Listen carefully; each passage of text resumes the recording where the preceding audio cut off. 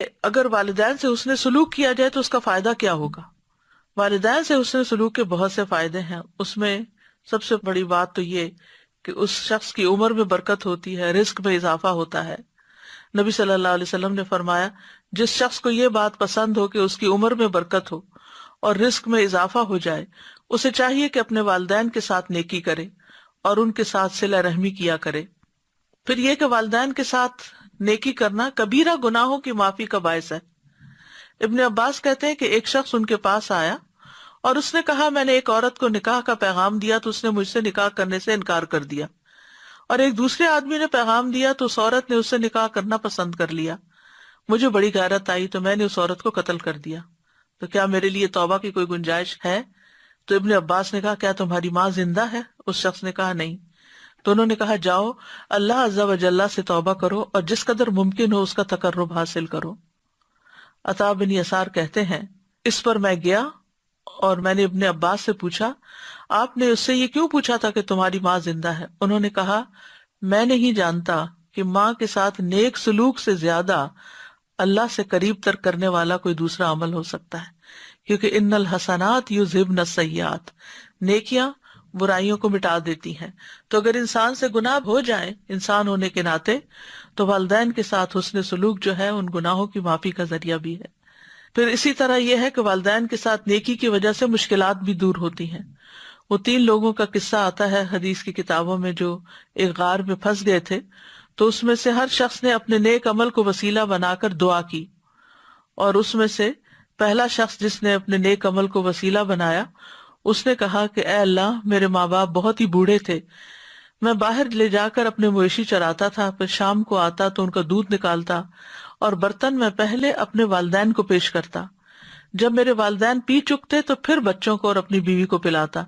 اتفاق سے ایک رات واپسی میں دیر ہو گئی، جب میں گھر لوٹا تو والدین سو چکے تھے، پھر میں نے پسند نہیں کیا کہ انہیں جگاؤں، بچے میرے قدموں میں بھوکے پڑے رو رہے تھے، میں برابر دودھ کا پیالہ لیے والدین کے سامنے اسی طرح کھڑا رہا یہاں تک کہ صبح ہو گئی.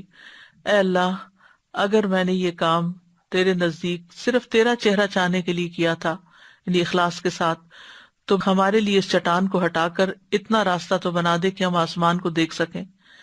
نبی صلی اللہ علیہ وسلم نے فرمایا اس دعا کے بعد وہ پتھر کچھ ہٹ گیا. بہرحال پھر دوسرے شخص نے بھی اسی طرح ایک دعا کی، تیسرے نے بھی کی، اور بالآخر وہ سب غار سے باہر آ گئے. والدین کے قدموں کے نیچے جنت ہے، اور یہ بات ہم بچپن سے سنتے چلے آ رہے ہیں. اس کا مطلب کیا ہے؟ اس کا مطلب یہ ہے کہ ان کی خدمت کی جائے، ان کے کام کیے جائیں، ان کی مدد کی جائے.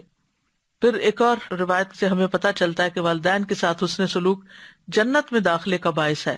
حضرت عائشہ سے مروی ہے، کہتی ہیں کہ رسول اللہ صلی اللہ علیہ وسلم نے فرمایا میں جنت میں داخل ہوا تو وہاں قرآن کی تلاوت کی آواز سنائی دی. میں نے پوچھا یہ کون ہے؟ بتایا گیا حارثہ بن نعمان ہے. رسول اللہ صلی اللہ علیہ وسلم نے ان سے کہا یہی نیکی ہے، یہی نیکی ہے.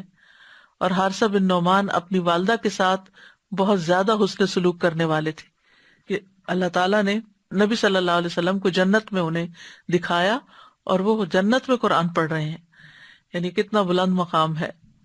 پھر اسی طرح اویس کرنی کے بارے میں تو آپ سب جانتے ہیں، ان کا بھی کچھ واقعہ اپنی والدہ کے ساتھ حسن سلوک کا یوں ہے. اسیر بن جابر روایت کرتے ہیں کہ عمر بن خطاب کے پاس جب اہل یمن میں سے کوئی جہاد والے دستے آتے تو وہ ان سے پوچھتے تم میں اویس بن عامر بھی ہیں؟ یہاں تک کہ وہ اویس کے پاس آئے اور کہا آپ اویس بن عامر ہیں؟ انہوں نے کہا ہاں.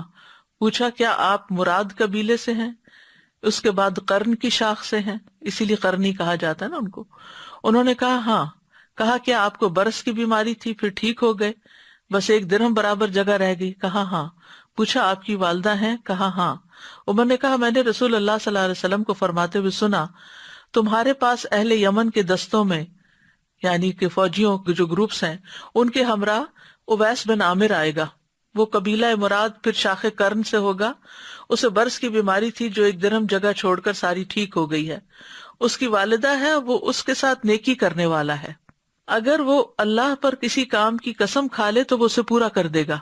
یعنی وہ اللہ کا اتنا قریب ہے کہ اگر وہ اللہ سے کوئی دعا کرے یا اللہ پہ قسم ڈال دے کہ یہ میرا کام ضرور کرنا ہے، یہ میری دعا ضرور قبول کرنی ہے، تو اللہ تعالیٰ اس کو پورا کر دے گا۔ اگر تم یہ کر سکو گے کہ وہ تمہارے لیے بخشش کی دعا کرے تو یہ درخواست کر لینا۔ عمر نے کہا پس آپ میرے لیے بخشش کی دعا کریں، تو انہوں نے ان کے لیے بخشش کی دعا کی۔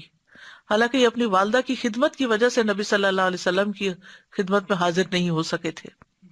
عمر رضی اللہ عنہ نے پوچھا آپ کہاں جانا چاہتے ہیں؟ انہوں نے کہا کوفہ میں۔ انہوں نے کہا کیا میں آپ کے لیے وہاں کے عامل کو خط نہ لکھ دوں؟ انہوں نے کہا مجھے یہ زیادہ پسند ہے کہ خاک نشین لوگوں میں رہوں، یعنی مجھے کسی گورنر وغیرہ کی سپورٹ نہیں چاہیے۔ کہتے ہیں جب اگلا سال آیا تو ان کرنیوں کے اشراف میں سے ایک شخص حج پہ آیا، وہ عمر رضی اللہ عنہ سے ملا تو آپ نے اس سے اویس کے بارے میں پوچھا۔ اس نے کہا میں اسے ایک بسیدہ گھر اور تھوڑی سی پونجی کے ساتھ چھوڑ کر آیا ہوں۔ عمر رضی اللہ عنہ نے کہا میں نے رسول اللہ صلی اللہ علیہ وسلم سے سنا آپ فرماتے تھے تمہارے پاس اویس بن عامر یمن کے دستوں کے ہمراہ آئے گا، وہ قبیلہ مراد پھر اس کی شاخ قرن سے اور اسے برس کی بیماری تھی جو ادھر ہم جگہ چھوڑ کر ساری ٹھیک ہو گئی، اس کی بس والدہ ہے جس کا وہ بہت فرما بردار ہے، اگر وہ اللہ پر کسی کام کی قسم کھا لے تو اسے پورا کر دے گا، اگر تمہارے بس میں ہو تو وہ تمہارے لیے مغفرت کی دعا کرے تو دعا کی درخواست کر لینا۔ وہ شخص اویس کے پاس آیا اور ان سے کہا میرے لیے بخشش کی دعا کر دیجئے۔ انہوں نے کہا تم ابھی ایک نیک سفر سے آئے، تم میرے لیے دعا کرو۔ اس شخص نے پھر کہا میرے لیے بخشش کی دعا کر دیں۔ انہوں نے کہا تم ابھی ایک نیک سفر سے آئے ہو، تم میرے لیے بخشش کی دعا کرو۔ پھر اس کا اصرار دیکھا تو پوچھا تم عمر رضی اللہ عنہ سے ملے تھے؟ اس نے کہا ہاں۔ تو انہوں نے اس کے لیے مغفرت کی دعا کی۔ پھر لوگ ان کے بارے میں جان گئے تو وہ کسی طرف چلے گئے، یعنی غائب ہو گئے۔ اسیر نے کہا میں نے انہیں ایک چادر اڑائی تھی، جب بھی کوئی انسان اسے دیکھتا تو پوچھتا اویس کے پاس یہ چادر کہاں سے آئی، یعنی وہ ایسے رہتے تھے کہ ایک اچھی چادر اوڑھنا بھی بڑا حیران کن تھا۔